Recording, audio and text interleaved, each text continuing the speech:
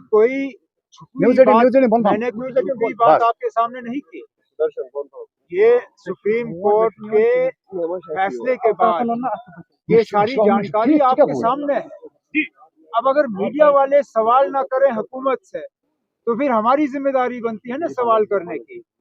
हम तो सीधा सीधा सिर्फ सवाल यही कर रहे हैं कि जो प्रोजेक्ट यहाँ बनाने वाली कंपनियां हैं, रतलाए हो, सुजीला टनल हो, उन्होंने किस बुनियाद पे ये इलेक्ट्रल बॉन्ड्स लेने का काम किया।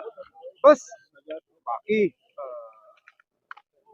जो मतलब इलेक्शन में आपने कहा कि इस तरह की तकरीरें क्यों हो रही हैं, जनाब इस तरह की तकरीर अगर इलेक्शन में नहीं होगी तो कब होगी ना। And who are the A team, B team, C team? Just to elaborate, sir, today. Umar साहब सुनिए ना, अगर आपको ये नहीं मालूम तो फिर किसको मालूम होगा। जो लोग दिल्ली जाके वहां से ऑर्डर हासिल करते हैं, जो दिल्ली के इशारों पे एक स्टेज पे आते हैं, जो जाती तौर एक दूसरे को पसंद नहीं करते लेकिन एक दूसरे को आज इलेक्शन में जितवाने की कोशिश कर रहे हैं, वही लोग हैं ना, वही लोग। केजरीवाल को जो है जेल भेज दिया गया, उस पर आपकी रिएक्शन? न सिर्फ हमने बल्कि दुनिया के ताकतवर मुल्कों ने भी इस चीज का जो है इसको नोटिस किया है। किस तरह इलेक्शन से पहले चुन चुन के ऑपोजिशन के लीडरों को निशाना बनाया जा रहा है।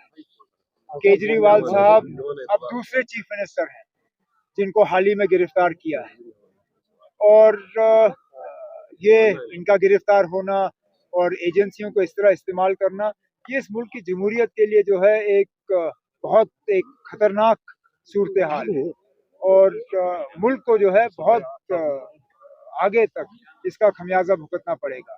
अब हम तो ये उम्मीद करते हैं कि सुप्रीम कोर्ट और इलेक्शन कमीशन जो है इस चीज का जो है इसको नजरअंदाज ना करें और इलेक्शनों में इस तरह एजेंसियों को इस्तेमाल जो है उस पर रोक लगाएं। उमर साहब ये बताइए कि जिस तरह से बीजेपी का कहना है कि दिल्ली में स्टेज शेयर किया जाता है, लेकिन जम्मू कश्मीर के हालात ऐसे नहीं है कि जो यकजहती में चल रही है दो पार्टियां, तो ऐसे में पीडीपी को कैसे आप ऑन बोर्ड लेंगे और क्या आपको लगता है कि पीडीपी का जी इंडिया अलायंस में हम एक साथ थे, स्टेज पे एक साथ थे, तो इसमें सवाल उठाने का क्या है ना। हम स्टेज पे एक साथ थे, इंडिया अलायंस को तोड़ने का काम किसी ने नहीं किया। तो फिर सर मियां साहब को नॉर्थ कश्मीर से ला के क्या नेशनल कॉन्फ्रेंस यहाँ पे कमजोर थी कि यहाँ पे इतने सारे कैंडिडेट थे? नेशनल कॉन्फ्रेंस कश्मीर से कहाँ लाया मियां साहब? यहीं के हैं, सेंट्रल कश्मीर से लाया ना सर। मियां साहब इतने ही यहाँ के हैं जितने वो रजौरी पूंछ के हैं, जितने बाकी कश्मीर के इलाकों से है ना। अगर हमारे प्रधानमंत्री जो है वो गुजरात से उठ के यूपी में इलेक्शन लड़ सकते हैं, उस पर आपके चैनलों को कोई एतराज नहीं होता। साउथ इंडिया से लोग आके नॉर्थ इंडिया से राज्यसभा की टिकट पे आ जाते हैं, उस पे आपकी चैनलों को एतराज नहीं होता।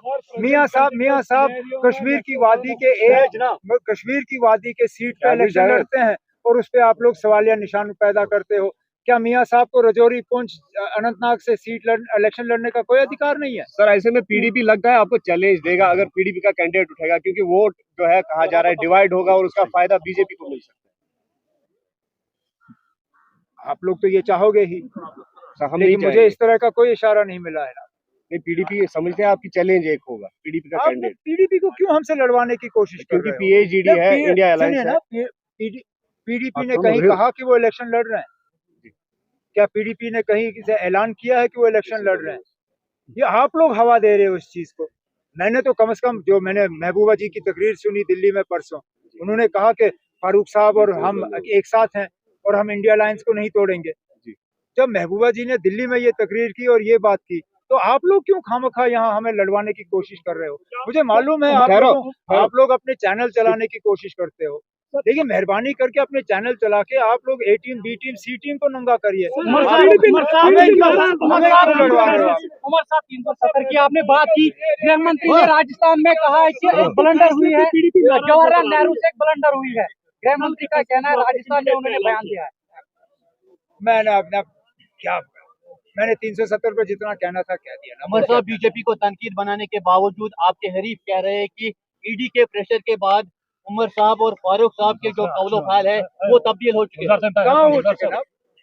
मुझे ये बताइए ना, हमारी तकरीरों में कौन सा फर्क आया है? उनका कहना है कि फैसले बदल गए। कौन से फैसले बदले? मुझे बताइए कौन सा फैसला बदला? सीट शेयरिंग फैसला कहाँ था सीट शेयरिंग का? जी देखिए ना, हमने किस फॉर्मूला के तहत सीट शेयरिंग की?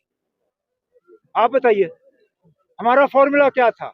वही था जो डीडीसी में हमने फॉर्मूला इख्तियार किया। क्या डीडीसी में हमने ये तय नहीं किया कि जिसकी जो सीटें हैं वो वहीं पे फैसला करेंगे? डीडीसी का फैसला जो है वो असेंबली के नतीजों पे हुआ या नहीं हुआ?